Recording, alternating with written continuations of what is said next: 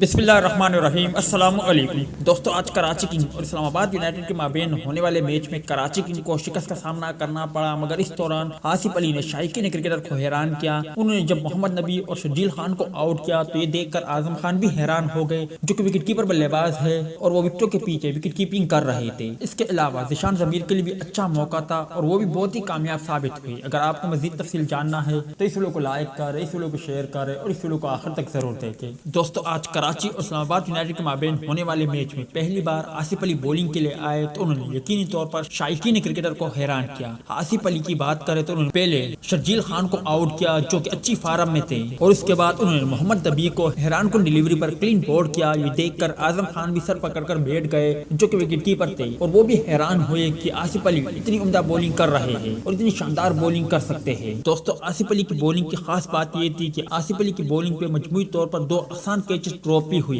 इसके अलावा ज़ीशान ज़मीर की बात करें तो दोस्तों वो बहुत कामयाब हुई, क्योंकि उन्हें सिर्फ 1.3 ओवर कराया और उन्होंने वनडे के कामयाब तरीन बल्लेबाज बाबर आजम को आउट किया और उनकी विकेट हासिल की, जो कि ज़ीशान ज़मीर के लिए बहुत अच्छा लम्हा था। दोस्तों, आसिफ अली के आज की बॉलिंग देखकर आप भाइयों को किस तरह लगा, इस हवाले से कमेंट सेक्शन आपके कमेंट्स का मुंतज़र रहेगा।